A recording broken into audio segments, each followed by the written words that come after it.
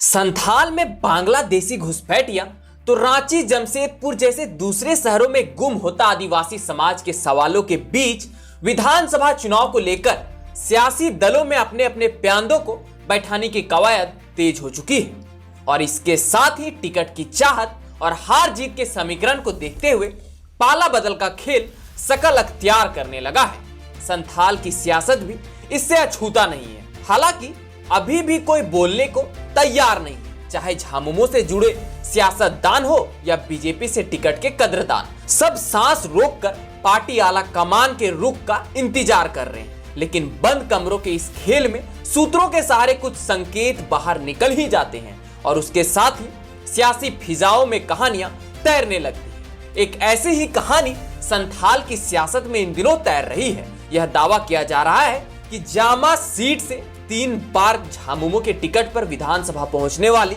सोरेन परिवार की बड़ी बहू सीता सोरेन इस बार जामा छोड़ जामताड़ा से चुनावी अखाड़े में उतरने की तैयारी में है। अब इसकी वजह क्या है यह भी हम आपको बताते हैं। सीता सोरेन मूल रूप से उड़ीसा की रहने वाली है। सीता सोरेन का मायके ओडिशा में है, जबकि उनकी शादी दिशोम गुरु शिबू सोरेन के बड़े बेटे दुर्गा सोरेन के साथ हुई। दुर्गा सोरेन की आकस्मिक मौत के बाद दिशोम गुरु ने अपनी बड़ी बहू के सियासी एंट्री के लिए आदिवासी आरक्षित उसी जामा सीट को चुना जिसका प्रतिनिधित्व कभी दुर्गा सोरेन किया करते थे।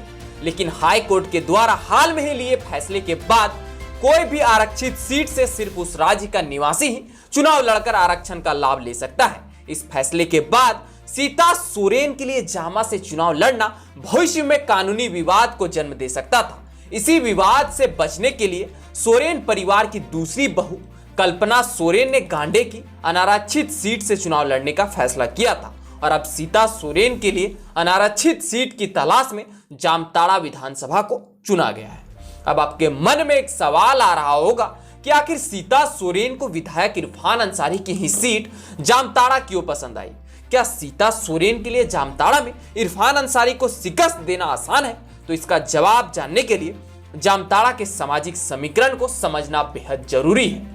एक आकलन के अनुसार जामताड़ा में अनुसूचित जनजाति की आबादी करीबन 75,000 है, जो कुल मतदाताओं का 27% होता है, जबकि मुस्लिम मतदाताओं की जनसंख्या करीबन 83,000 है, जो कुल मतदाताओं का 30% होता है। सीता सोरेन की नजर इसी 27% आदिवासी वोटरों पर है। यदि बांग्लादेशी घुसपैठ का नारा संथाल में चल पड़ता है तो यह 27% आबादी वाले आदिवासी समाज सीता सोरेन के साथ खड़ा हो सकते हैं। बाकी के वोटों का इंतजाम बीजेपी के कोर वोटरों से पूरा किया जा सकता है। लेकिन यहाँ भी सवाल उठता है कि क्या इतना आसान है इरफान के गढ़ में सेंध लगाना? तो इसका जवाब निकल कर आता है नहीं, क्योंकि जामताड़ा की सियासत में इरफान अंसारी एक बड़ा चेहरा है। इरफान की पकड़ न सिर्फ अल्पसंख्यक समाज में है, बल्कि आदिवासी वोटरों के बीच भी इरफान की मजबूत पकड़ है। ऐसा इसलिए क्योंकि आदिवासी समाज का कोई भी पर्व त्योहार हो, इरफान अंसारी पूरे उल्लास के साथ आदिवासियत के रंग में नजर आते हैं। कभी साड़ी वितरण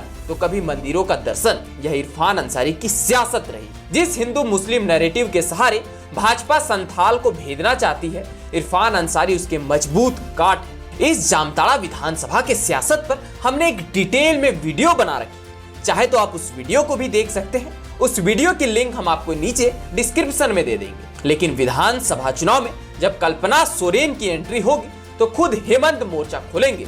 उस हालात में आदिवासी समाज सीता सोरेन के साथ कितनी मुस्तैदी के साथ खड़ा होगा, यह भी एक बड़ा सवाल है। रही बात बांग्लादेशी घुसपैठियों की, तो अभी लोकसभा चुनाव में भी यह बीजेपी का प्रमुख मुद्दा था, लेकिन उसका परिणाम भाजपा के पक्ष में नहीं आया।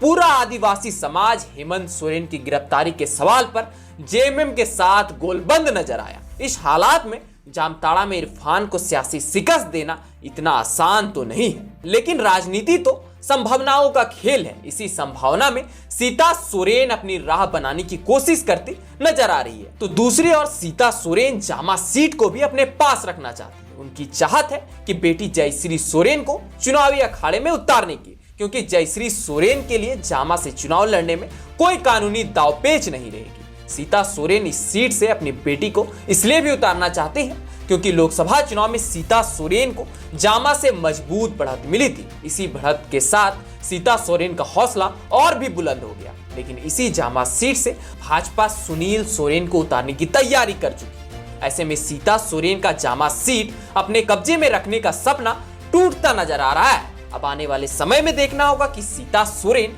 आगे कौन सा रास्ता चुनती है। लेकिन उससे पहले आप हमें कमेंट में जरूर बताएं कि अगर सीता सोरेन जामताड़ा से चुनाव लड़ती है तो वह चुनाव जीत पाएगी या नहीं।